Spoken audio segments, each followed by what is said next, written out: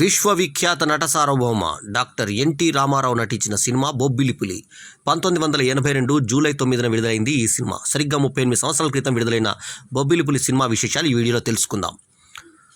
బొబ్బిలిపులి మీ అసలు పేరు బొబ్బిలిపులి, మీ తల్లిదండ్రులు పెట్టిన పేరు బొబ్బిలిపులి. బొబ్బిలిపులి బొబ్బిలిపులి ఎన్నిసార్లు చెప్పమంటారు? జ్ఞాపకం వచ్చాయి ఆ డైలాగులు? జ్ఞాపకం వచ్చింది ఆ కోర్టు సీను? జ్ఞాపకం వచ్చింది ఆ కోర్టు బోర్డులో గర్జిస్తూ కనిపించిన ఆ పెద్ద పులి? బొబ్బిలి పులికి 8 ఏళ్ళు వచ్చాయి, కానీ నేటికి దాని పంజా గుర్తులు చెరిగిపోలేదు, దాని గాండ్రింపుల ప్రతిధ్వని మాసిపోలేదు. ఆ టీవీ, ఆ దర్పం, ప్రేక్షకులు అందించిన ఎనర్జీ 38 ఏళ్ళ తర్వాత కూడా స్టిల్ బొబ్బిలి పులియే. ఈ సినిమా నుంచి ఇప్పటికీ సినిమాలు పుడుతూనే ఉన్నాయి. ఇప్పటికీ ఆ డైలాగులు ఆశ్చర్యపరుస్తూనే ఉన్నాయి ప్రేక్షకుల్ని. తెలుగు సినిమాలో రాయల్ బెంగాల్ టైగర్ ఇది. పంజాతో కొడితే అది పెద్ద పులి, డైలాగ్తో కొడితే అది బొబ్బిలి పులి. క్లైమాక్స్ సీన్ బొబ్బిలి పులి. నాకు ఒక్క అవకాశం ఇస్తారా యువర్ ఆనర్? ఎస్, పైకోర్టు వెళ్ళడానికి నాకు అవకాశం ఉందా? అవును, ఉంది. పైకోర్టుకు వెళ్తే ఏం జరుగుతుంది యువర్ ఆనర్? శిక్ష తగ్గించవచ్చు, లేదా అదే శిక్షను ఖాయం చేయవచ్చు. అంటే ఈ కోర్టులో చేసిన శిక్షపై కోర్టుకు పోవచ్చు, ఆ కోర్టులో వేసిన శిక్షని ఆ పైకోర్టులో పోవచ్చు, లేదా కింద కోర్టు వారు వేసిన శిక్షని పైకోర్టు వారు ఖాయం చేయవచ్చు. అంటే ఒక కోర్టుకి ఇంకో కోర్టుకి సంబంధం ఉండొచ్చు, ఉండకపోవచ్చు. కోర్టుకి తీర్పుకి మార్పులేంటి? మీ న్యాయస్థానంలో న్యాయం ఉన్నా యువర్ ఆనర్, ఒక్కొక్క కోర్టులో ఒక్కొక్క న్యాయం ఉంటుంది. కనుకనే నేరస్తుడు తాను చేసిన నేరం ఏమిటో మర్చిపోయాడు, కానీ శిక్ష పడదు.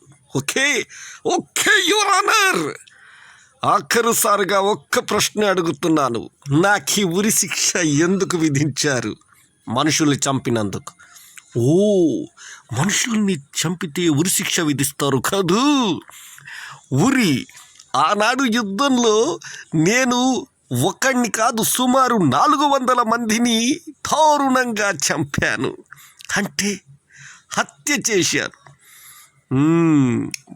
మరణానికి నాకు ఉరిశిక్ష విధించలేదే, మరి దానికి ఉరిశిక్ష విధించలేదే, పైగా నేనేదో పెద్ద ఘనకార్యం చేశానని మహావీర చక్ర బిరుదునిచ్చి నన్ను సత్కరించారు. ఆ సత్కారం దేనికి యువర్ ఆనర్? ఆ బిరుదు దేనికి యువర్ ఆనర్? ఆ రోజు యుద్ధంలో నేను చంపిన వాళ్ళు ఎవరో నాకు తెలియదు. వాళ్ళు మనకు సంబంధం లేని వాళ్ళు, మన పొరుగు వాళ్ళు, మనకు తోటి సోదరులు. మనమేలా మన దేశాన్ని రక్షించుకోవడానికి వెళ్ళాము, వాళ్ళు కూడా అలా వాళ్ళ దేశానికి రక్షించుకోవడానికి వచ్చారు. మరి వాళ్ళని చంపితే నాకు సన్మానాలు, బిరుదు ప్రధానాలు. 10 మంది మన వాళ్ళు మన దేశాన్ని, దేశ ప్రజానీకాన్ని, పేద ప్రజలని, న్యాయస్థానాన్ని, న్యాయాన్ని రక్షించే స్థావరాలను కొల్లగొడుతూ మన స్వార్థాన్ని ఉపయోగించుకుంటున్న వీళ్ళని చంపితే అది నేరం. దానికి బహుమానం ఉరి శిక్ష. యువర్ ఆనర్, వారికిచ్చిన మరి నాకిచ్చిన మహావీర చక్ర బిరుద ప్రదానం నా దేశాన్ని కాపాడుకోసమే అయితే, నా దేశాన్ని పరిరక్షించుకోవడం కోసమే అయితే, అది ఇప్పుడు కాదు యువర్ ఆనర్, అప్పుడు కాదు యువర్ ఆనర్, ఇప్పుడు నాకు ఇవ్వాలి. నిజంగా మన దేశాన్ని నేను ఇప్పుడు కాపాడాను. వాళ్ళు మన దేశానికి శత్రువులు, వీళ్ళు మన దేశాభ్యుదయానికి శత్రువులు. వాళ్ళు ముందుకు వచ్చి తుపాకులతో పోరాడు, వీళ్ళు వెనక్కు వచ్చి వెన్నుపోటు పొడిచారు. వాళ్ళ నిజాయితీ ఉంది, వీళ్ళలో కుతంత్రం. వాళ్ళని చంపితే సన్మానం, సత్కారం, వీళ్ళని చంపితే ఉరి శిక్ష. భేష్. ఇదే మీ చట్టం అయితే మీకు మీ చట్టానికి 1,000,000 వందనాలు. ఇదే మీ న్యాయం అయితే మీకు మీ న్యాయానికి 1,000,000,000 అభివందనాలు. ఇదే మీ ధర్మం అయితే మీకు మీ ధర్మానికి అనంతకోటి సాష్టాంగ నమస్కారాలు. That's all your honour, that's all. Censor board revising committee chairman ఆఫీస్లో గడియారం ముళ్ళు చేసే శబ్దం తప్ప అంత నిశ్శబ్దంగా ఉంది. చైర్మన్ సీట్లో ఎల్వి ప్రసాద్ గారు కూర్చొని ఉన్నారు. ఎదురుగా బొబ్బిలిపురి దర్శకుడు దాసరి, నిర్మాత వడ్డే రమేష్ కూర్చొని ఉన్నారు. అంతకుముందే మద్రాస్ రీజనల్ కమిటీ బొబ్బిలిపులిని చూసింది. 3000 అడుగులు కట్స్ చెప్పింది. 3000 అడుగులు అంటే సినిమా మిగలదు, ఎన్టీఆర్ మిగలడు, ఎన్టీఆర్ చెప్పే డైలాగులు మిగలవు. డైలాగులు ఎవరికి కావాలి? సెంట్రల్లో ఇందిరాగాంధీ గవర్నమెంట్ ఉంది. ఈ డైలాగులన్నీ ఆమె పాలనను కించపరిచేలా ఉన్నాయి, ప్రభుత్వాన్ని తూర్పారబట్టేలా ఉన్నాయి. కనుక ఇవన్నీ తీసేయాలని రిజువల్ కమిటీ అన్నారు, రీజనల్ కమిటీ. దీని మీద తేల్చుకుందామని రివైజింగ్ కమిటీకి వచ్చారు దాసరి, వడ్డే రమేష్. ఎల్వి ప్రసాద్ సినిమా చూశారు. వాళ్ళని పిలిచారు. ఇక తీర్పు చెప్పాలి. ఏం లేదు, పాత కట్స్ మర్చిపోండి, ఓన్లీ సింగిల్ కట్ ఇస్తున్నాను, క్లైమాక్స్ మొత్తం తీసేయండి. ఆయన చేతిలోని పేపర్ వెయిట్ పరిచిన న్యూస్ పేపర్ మీద నిశ్శబ్దంగా గిరగిరా కొట్టి మెల్లగా అతి మెల్లగా ఆగింది. కానీ దాసరి రమేష్ల గుండెలు మాత్రం అంతకంతకు వేగం పుంజుకొని ధనాధనాన్ని కొట్టుకుంటున్నాయి. సార్ అన్నారు ఇద్దరు. మీరున్నారన్న ధైర్యంతోనే వచ్చాం సార్ అన్నారు మళ్ళీ. ఏం ధైర్యం? రేపు విమర్శలు వస్తే మీరు సమాధానం చెప్పాలా, నేను చెప్పాలా? క్లైమాక్స్ తీసేయండి అంతే. వాళ్ళిద్దరు లేచి నిలబడ్డారు. ఏం నిర్ణయించుకున్నారు అడిగారు ఎల్వి ప్రసాద్. దాసరి ఒక్క క్షణం పాజ్ ఇచ్చారు. అప్పటికే ఆయనకు తిక్క రేగి ఉంది. ఎన్టీఆర్కు కోర్ట్ సీన్ చదివి వినిపించిన మాడ్యులేషన్లోనే ఎల్వి ప్రసాద్తో చెప్పారు, కోర్టుకి తీర్పుకి ఇంత మార్పు ఉంటుంది కనుకనే మేము ఢిల్లీ ట్రిబ్యునల్లో తీర్చుకుందాం యువర్ ఆనర్. వీజీపీ గార్డెన్స్ అప్పటికి పూర్తిగా చల్లబడింది. మద్రాస్ నగరం మీద కాచిన ఎండ ఇంకా వేడిగా జనాన్ని ఎంత మార్చినా సాయంత్రం అయ్యేసరికి సముద్రం గాలికి తోక ముడుస్తుంది, పారిపోతుంది. ఇప్పుడు ఆ చల్లగాలి కోసం వీజీపీకి వచ్చారు దాసరి రమేష్. సాధారణంగా దాసరి మనసు బాగలేనప్పుడు, ఆయన గంభీరంగా మారినప్పుడు సన్నిహితుల సమక్షంలో ఏకాంతంగా గడుపుతారు. కాటేజ్ బుక్ అయింది. రమేష్ని గదిలోనే వదిలిపెట్టి స్లిప్పర్స్ ధరించి బీచ్ ఒడ్డున అలా నడక మొదలుపెట్టారు దాసరి. ఆయన గుండెల్లో దుఃఖం పొంగుకొస్తుంది. బొబ్బిలిపులి తన బిడ్డ, తాను కన్న బిడ్డ, పురుడు పోసుకున్న ఈ బిడ్డ ప్రేక్షకుల గుడికి చేరాలి, కానీ చేరడం లేదు. ఇన్క్యుబేటర్లో ఉండిపోయింది. బతుకుతుందో లేదో తెలియదు, చచ్చిపోతుందో ఏమో తెలియదు. అప్పటికే షూటింగ్ పూర్తయి 3 నెలలు అయిపోయింది. జనం ఎప్పుడెప్పుడా అని సినిమా కోసం ఎదురు చూస్తున్నారు.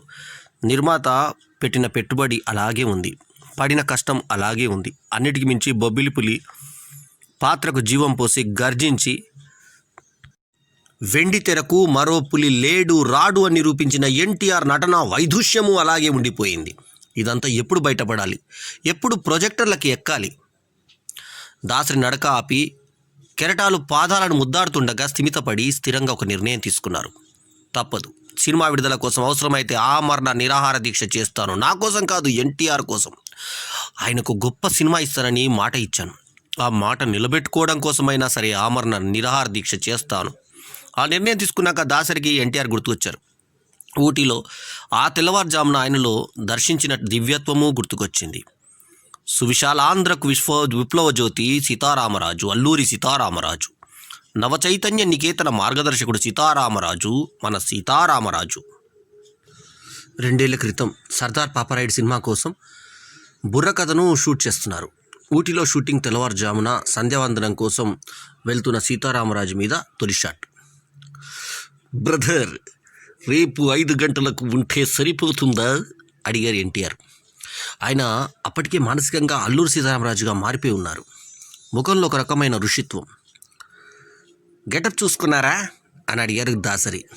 ఆ సంగతి నాకు వదిలిపెట్టండి బ్రదర్, రేపు చూస్తారుగా అన్నారు ఎన్టీఆర్.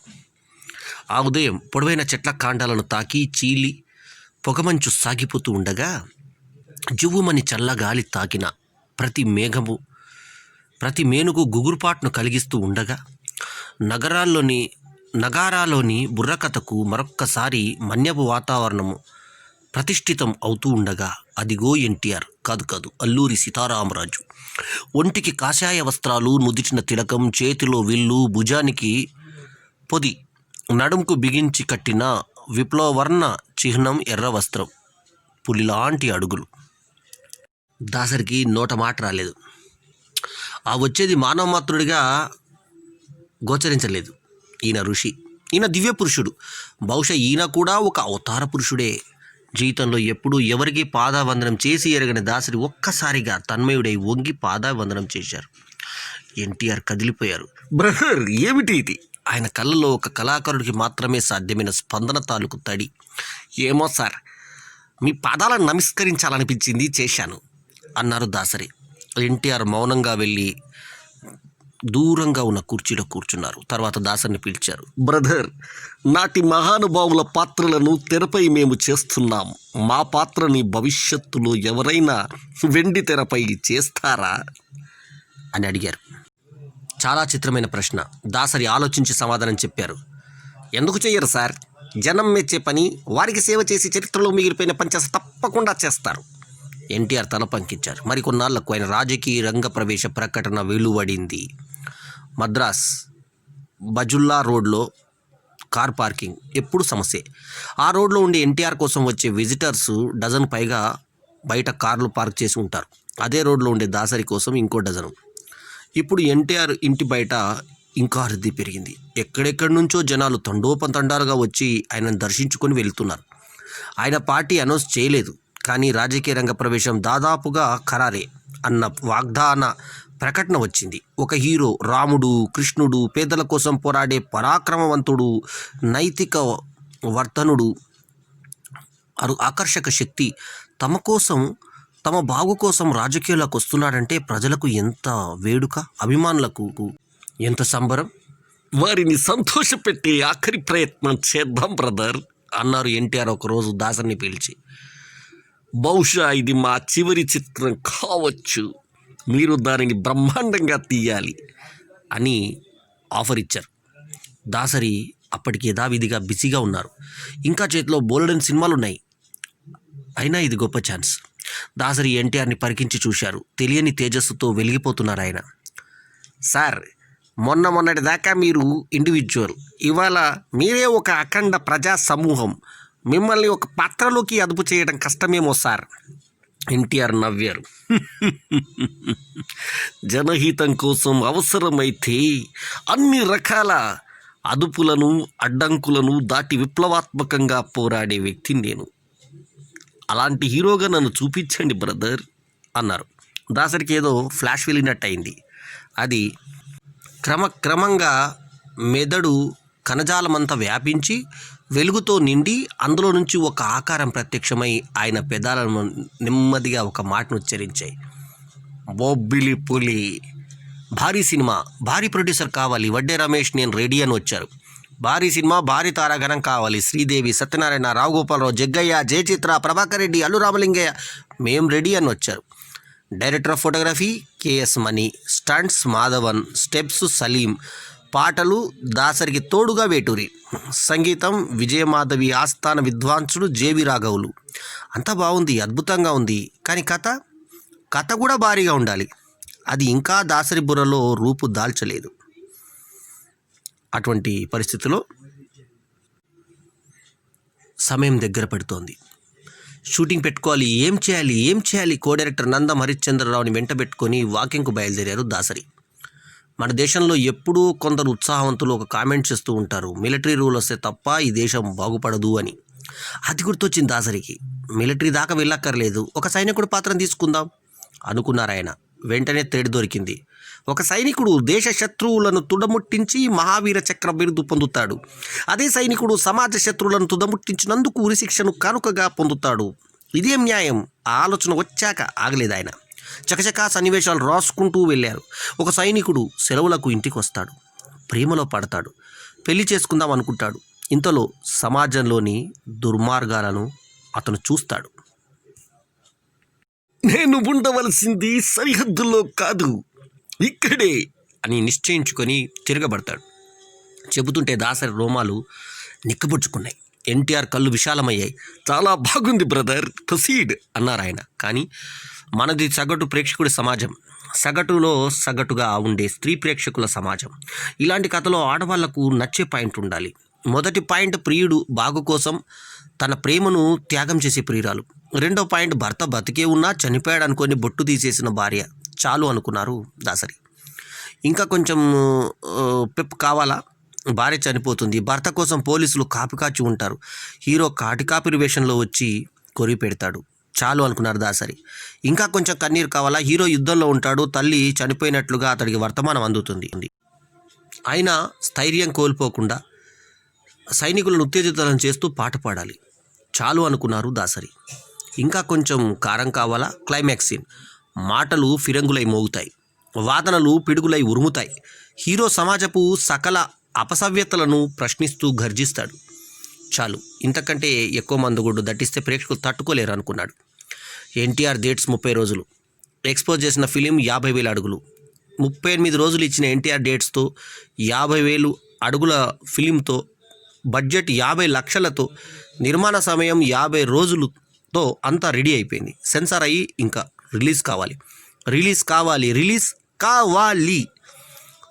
ప్రతి క్రైసిస్లోనూ ఒక హీరో ఉంటాడు. ఈ క్రైసిస్లో కూడా ఉన్నాడు. అతనే నటుడు doctor M Prabhakar Reddy. Cinema రిలీజ్కు ప్రతిబంధకాలు ఏర్పడ్డాయని తెలిసిన వెంటనే రమేష్ నాయకత్వంలో ప్రభాకర్ రెడ్డి రంగంలోకి దిగారు. ఎందుకంటే ఆయన వడ్డే రమేష్కు ఆప్తుడు. అదిగాక ఈ సినిమాలో చాలా మంచి సినిమా అని ఆయన నమ్మకం. దీనికి అపకారం జరగకూడదని ఆయన భావించారు.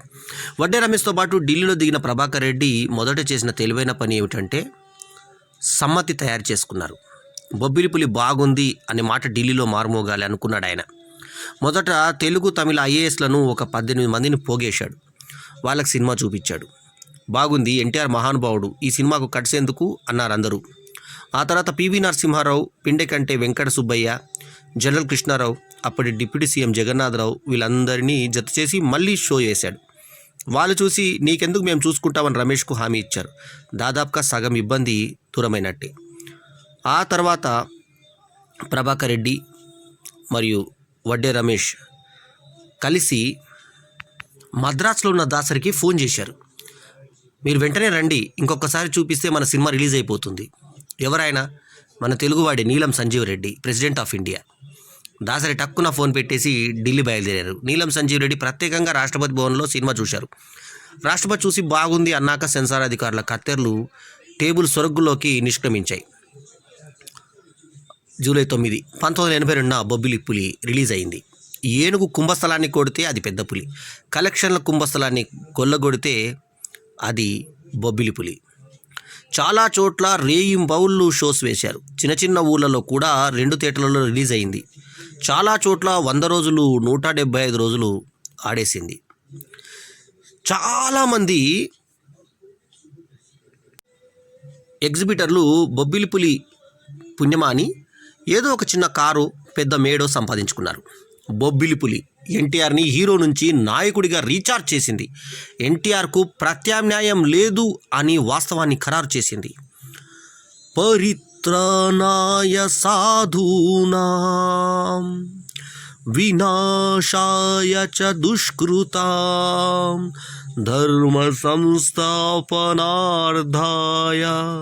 సంభవామి యుగే యుగే యుగే యుగే యుగే యుగే సంభవం నీకే సంభవం సంభవం నీకే సంభవం ధర్మానికి నువ్వే రాజువై న్యాయానికి నువ్వే మంత్రివై ధర్మానికి నువ్వే రాజువై న్యాయానికి నువ్వే మంత్రివై అవినీతినే అణచివై అన్యాయమే తుడిచివై అది నీకే సంభవం సంభవం సంభవం. దక్షిణాది సినిమా పరిశ్రమ చెత్త సినిమాలతో నిరసించినప్పుడల్లా భారతీయుడు, ఠాగూర్, శివాజీ లాంటి సినిమాలు రావడానికి ఇన్స్పిరేషన్గా నిలిచి 30 ఏళ్ల తర్వాత కూడా రీఛార్జ్ చేస్తూనే ఉంది. జై తెలుగు సినిమా, జై తెలుగు సినిమా, జై జై బొబ్బిలిపులి. రోరింగ్ రికార్డ్స్ విడుదల 1982 జూలై 9. నిర్మాణ వ్యయం సుమారు 50 లక్షల రూపాయలు. నిర్మాణ ప్రాంతాలు మద్రాసు, ఊటీ. నిర్మాణ సమయం 50 రోజులు. రికార్డులు తెలుగు నాట తొలిసారి 100కు పైగా థియేటర్లలో విడుదలైంది. తొలి రోజే 13 లక్షల రూపాయలు వసూలు చేసింది. తొలి వారంలో 71 లక్షలకు పైగా వసూలు చేసింది. 2 వారాలకు 1 కోటి రూపాయలు వసూలు చేసింది. ఓవరాల్గా 3 కోట్ల రూపాయలకు పైగా వసూలు చేసింది. 39 కేంద్రాల్లో 100 రోజులు ప్రదర్శితమైంది. హైదరాబాద్లోని సుదర్శన్ 35mm థియేటర్లో 170 రోజులు ఆడి రికార్డు సృష్టించింది. ఆ క్రమశిక్షణ రాదు. సినిమా ఫీల్డ్లోకి ఎంటర్ అయినప్పటి నుంచి ఎన్టీఆర్తో సినిమా తీయాలనేది నా కళ. బొబ్బిలిపులితో ఆ కళ నెరవేరింది. దాసరితో నాది ప్రత్యేకమైన అనుబంధం. ఆయనతో 10 సినిమాలు తీశాను. ఎన్టీఆర్ లాంటి హీరోని మళ్ళీ చూడలేం. దాసరి లాంటి దర్శకులు ఇక్కడ రారు. ఉదయం 7 గంటలకు షూటింగ్ అంటే 6 గంటల 45 నిమిషాలకే మేకప్తో సిద్ధంగా ఉండేవారు ఎన్టీఆర్. అలాంటి ఎన్టీఆర్ దాసరికి కూడా క్రమశిక్షణ విషయంలో ఎన్టీఆర్తో పోటీ పడేవారు. అలాంటి క్రమశిక్షణ వల్ల బొబ్బిలిపుల్ లాంటి భారీ చిత్రాన్ని అవలీలగా తీయగలిగాను. ఈ సినిమా మీద నమ్మకంతో ఒక ఏరియా మినహా మొత్తం సొంతంగా రిలీజ్ చేసుకున్నాం అన్నారు వడ్డే రమేష్ నిర్మాత. ఇక దర్శకరత్నగా భావించే దాసరి నారాయణరావు ఏం చెప్పారంటే, దట్ ఈజ్ ఎన్టీఆర్. బొబ్బిలి రాజవంశానికి చెందిన తాండ్ర పాపరాయుడికి బొబ్బిలి పులి అని బిరుదు ఉంది. దాన్నే టైటిల్గా పెట్టాను. ఈ సినిమాకు క్లైమాక్స్ ప్రాణం. దాదాపు 20 నిమిషాల కోర్టు సీను మద్రాసు ఏవిఎం స్టూడియోలో కోర్టు సెట్ వేశాం. ఎన్టీఆర్ ఉదయం 9 గంటలకు వస్తారు. నేను గంట ముందే లొకేషన్కు వెళ్ళాను. సెట్లో మూల కూర్చున్నాను. ఏవేవో ఆలోచనలు. కోర్టు సీను మార్చి ఇంకా బాగా రాయాలనిపించింది. వెంటనే మొదలుపెట్టాను. అలా ఏకదాటిగా 35 పేజీలు రాసేసాను. టైం చూస్తే 11 గంటలైంది. అప్పటికే ఎన్టీఆర్ వచ్చేశారు. నేను రాసుకోవడం చూసి డిస్టర్బ్ చేయొద్దని ఆయనే చెప్పారట.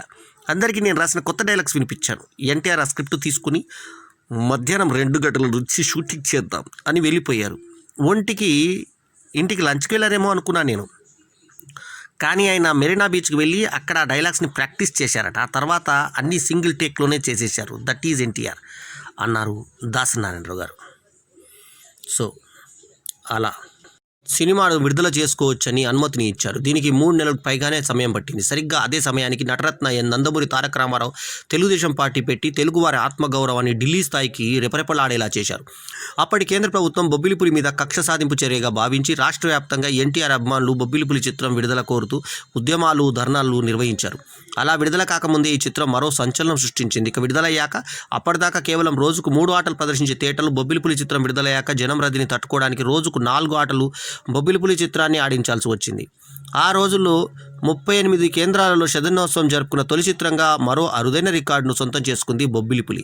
70 ప్రింట్లతో విడుదలైన ఈ చిత్రం తొలి వారం రోజులకే 71 లక్షల రూపాయలు వసూలు చేసింది. ఇవాళ కోట్లు వసూలు చేసేట పెద్ద హీరోల సినిమా కలెక్షన్ల కన్నా ఎక్కువ రేట్లు మొత్తంలో వసూలు చేసిన సినిమా బొబ్బిలిపులి. అప్పటి లక్షలు ఈ రోజుల్లో కోట్లతో సమానం. ఆ రోజుల్లో తెలుగునాట ఎక్కువ ఆటలతో శతదినోత్సవం జరుపుకున్న చిత్రాలు 3. అవి ఎన్టీఆర్ నటించినవే కావడం విశేషం. ఆ సినిమాల పేర్లు అడవి రాముడు, కొండవీటి సింహం, బొబ్బిలిపులి.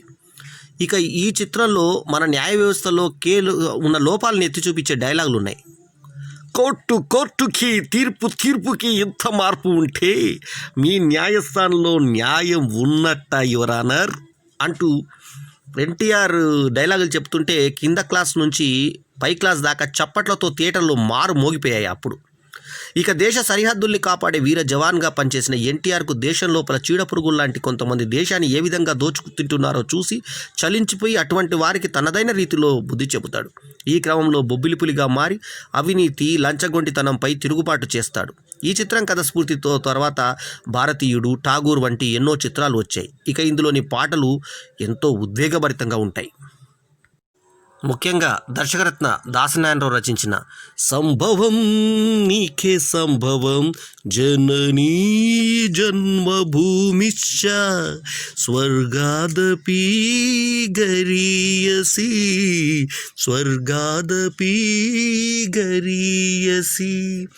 ఏ తల్లి నిన్ను కన్నదో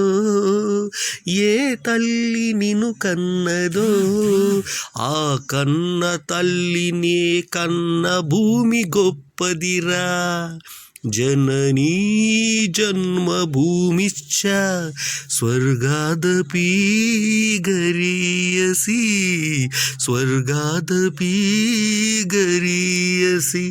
వంటి పాటలు నభూతో నభవిష్యతి అన్న రీతిలో 10 కాలాల పాటు పాడుకునే పాటలుగా నిలిచిపోయాయి.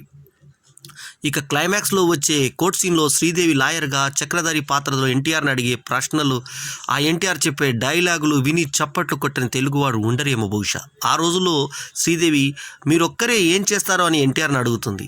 అప్పుడు మహాత్మా గాంధీ ఒక్కడే నడుము కడితే యావత్ దేశమే ఆయన వెనక వచ్చింది. అల్లూరి సీతారామరాజు ఒక్కడే విల్లు పడితే మన్యమే ఆయన వెంట కదిలి వచ్చింది. భగత్ సింగ్ ఒక్కడే యావత్ యువశక్తిని ఆయన వెంట వచ్చింది అంటూ రామారావు చెప్పే డైలాగులు చప్పట్లు కొట్టించేలా చేశాయి. జేవి రాఘవులు అందించిన సంగీతం ఆ చిత్రానికి ఆక్సిజన్లా పనిచేసింది. వాడవాడలా రికార్డులు కరెక్షన్లు సృష్టించినటువంటి చిత్రంగా నిలిచింది. నిజంగా బొబ్బిలిపులి ఒక sensation block buster of Telugu film industry. Hats off to Bobbili Puli team. Please like, comment, share and subscribe to our Balam Venumada YouTube channel.